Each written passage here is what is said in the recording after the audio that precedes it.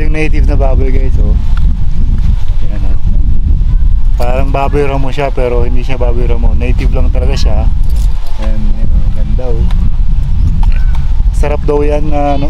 Mas masarap daw yung karne niya.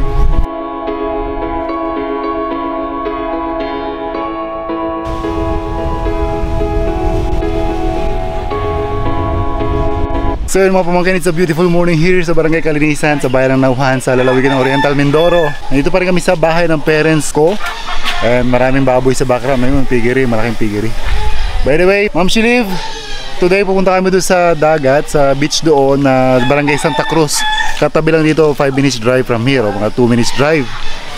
At it's been a while na hindi ako nakapunta doon, siguro 6 years or 7 years. And yun, kapag hindi masyadong malamig, maliligo kami. Pero kung malamig, siguro bibili lang kami ng mga fresh na isda. Let's go! Tara guys!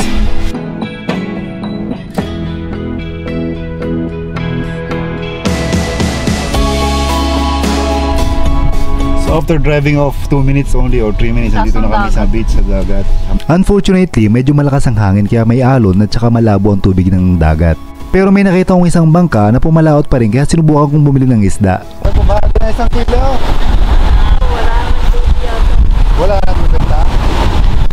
Kahit isang kilo ang nasariwa. Yung malakas po ngayon na lang.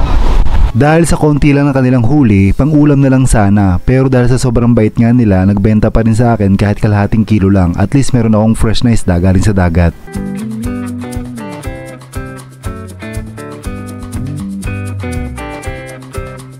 Some moments are very simple but they are so memorable. Yun ang time na ma-appreciate mo ang mga bagay na meron ka. Okay lang maging awkward or maging mababaw ang kasiyahan sa mata ng iba as long as you are having fun, at yun ang masarap balik-balikan.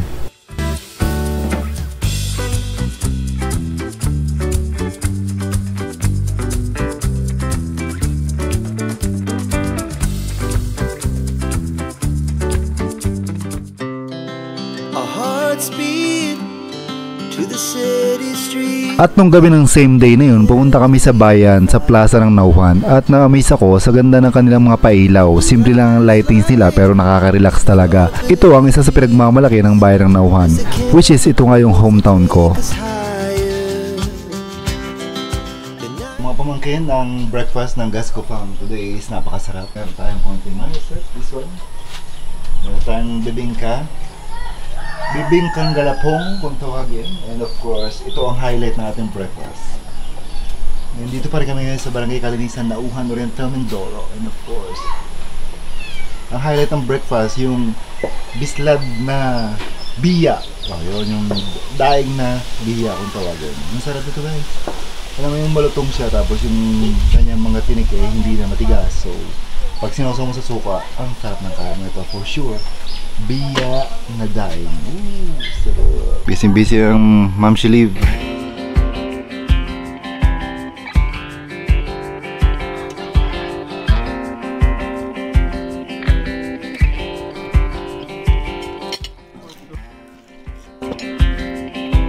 Sarap ang biya na bislad. Dito sa Mindoro, tawag yung bislad. I think sa proper Tagalog sa Manila, ang tawag yan ay daing na biya.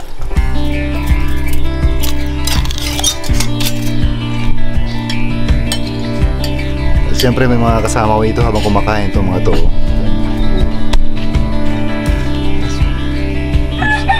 Yun mga pamangkin, dito pa rin tayo sa Nauhan, sa Barangay Kalinisan, and then of course may driver tayo, si Ma'am Shiliv.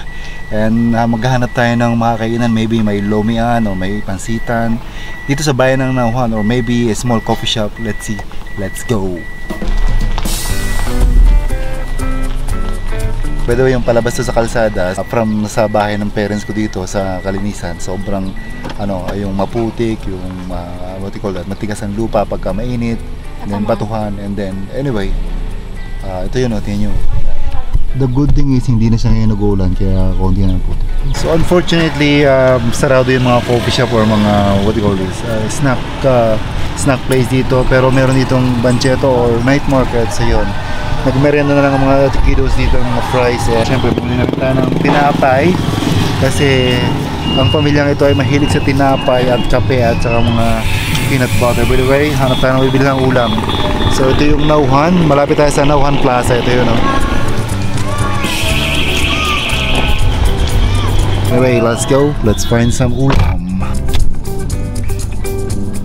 So, kasama natin yan si YOLO Vlogs, guys. Isa sa mga motovlog na sumisikat ngayon. Kasama natin si Janot Fish. Janot Fishing. Janot Fish. So ito ay collaboration ng pagmumotor, pangingisda at lifestyle. Yun. So ito si YOLO Vlogs, guys. Ito yung gamit yung ano, motor. Anong Yamaha yan, YOLO? Yamaha XSR 155. Yo, Yamaha XSR 155, guys. Sundan nyo si YOLO Vlogs. Nandiyan yung link ng page niya sa baba. Kung gusto niyo bumiyahe kasama ako, panoorin yung mga video. Biyahe sa magagandang lugar, of course. Mga falls, ilog, mga adventure trails pinupuntahan natin. Mga interesting place in short. Tapos meron tayong pagkain ni Tito Ice. Yo, pagka gusto yung mga kainan at mga ano. Next time daw yun natin si Tito Ice sa Isabela. Mga pools daw, hindi mali. Oh, Mga trolls. ito si Janot Fish. Janot Fishing. Paborito yan, fish on, fish on, fish on. Pero minsan zero kaya walang content. Fish on mga master, fish on. Shoutout mga master. Siya rin ang magbabuff na ating sakyan pero hindi matapos-tapos. By the way guys, panoorin yung mga susunod na video. Baka mag-collab kami going to somewhere, mag-fishing kami. Mga gandang spot dito sa Mindoro, Puerto Galera. Ayan o, papractice na yan Puerto Galera, San Teodoro, or anywhere here kung saan magandang fishing spot. Siyempre, kasama si Janot Fish, guys. Don't forget, Janot Fish, follow and subscribe. Dapat sama natin si Brian, no? Sama talaga natin. Ito naman si YOLO Vlogs. Sama natin yan. Siyempre si It's Dirt. Hey, It's Dirt. Ito yun guys, let's go! Malakas lagi signal nito, ano? Ayo. Pag na-radyo nga ako, abot sa kabilang ibayo. And yun yung setup ko 360. So sa unahan lang palagi. Pag gusto ko naman dito, nagka-clamp lang ako dito sa likod. Kaso ito, scary. Kasi hindi mo malalaman kung nasa likod pa yung... Baka ko wala. Ang dami kong tropa, naka big bike. Yun, pinulot na lang namin yung Insta360 nila sa likod nila. Hindi nila namamalayan dahil Wala sa hangin. Ano yan, ginagamit yan sa Morse code para sa bulag. Tapos kinonvert sa ganyan. Nagsesend ng signal sa tapos nilagay sa ganyan.